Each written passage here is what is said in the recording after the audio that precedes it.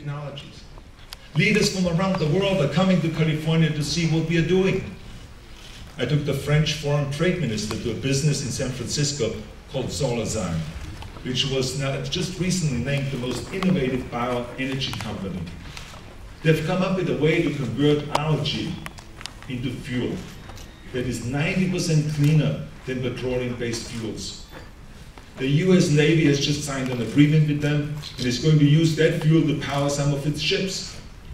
So from what I see in the research labs and venture capital startups around the globe, I believe that the world's businesses will move to solar and to wind and alternatives much faster than the people expect.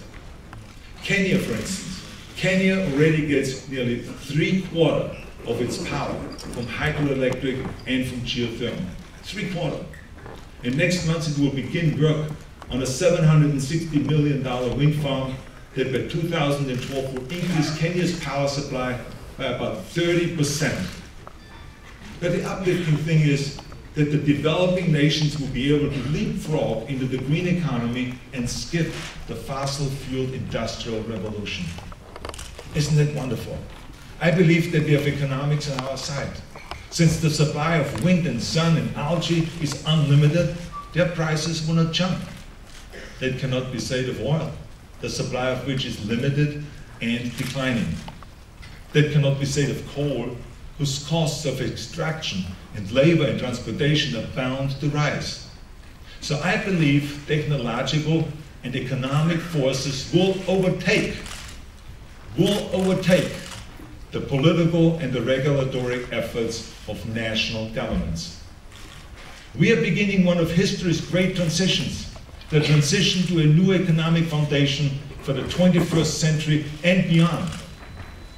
Shouldn't we organize to encourage this transition, even as we continue to work towards international compacts?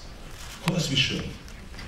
Now, if this conference does not get a strong agreement, some will say that Copenhagen has failed, that we talked grandly, but we're fooling ourselves, much like the fairy tale The Emperor Has No Clothes.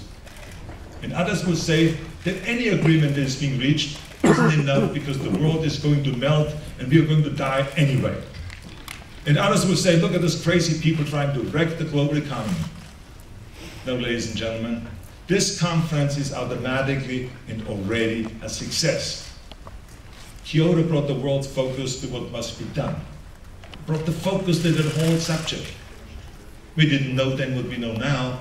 We didn't have as much experience with the science that we will research or the hurdles that we will face. But Kyoto made us think differently about the world. And perhaps the real success of Copenhagen is to give us the opportunity to think differently again. Perhaps the success comes in realizing that something different needs to be done, and in fact is already being done. It's being done on a sub-national level. And I would ask the UN to convene a climate summit, like Copenhagen, but for cities, for states, for provinces, and for regions. And I would be more than happy to host such a summit in California, or anywhere else the UN wants to hold it, but I recommend strongly in California.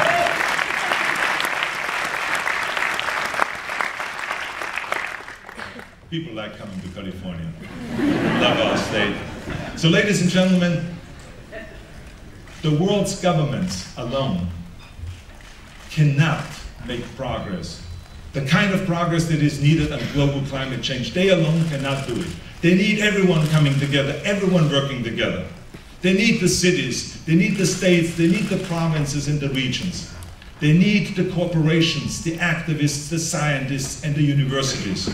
They need the individuals whose vision and determination create movements. They need everybody out there. So ladies and gentlemen, let us regain our momentum. Let us regain our purpose. Let us regain our hope by liberating the transformative power beneath the national level. That can be the great contribution of Copenhagen. That could be the great contribution of Copenhagen. So thank you very much for inviting me.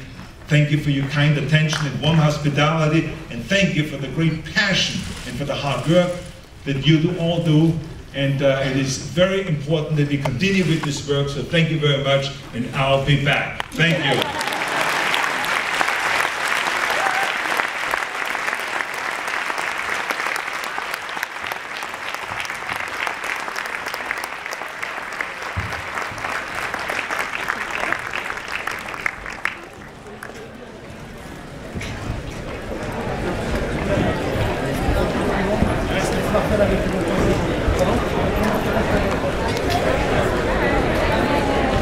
I thought.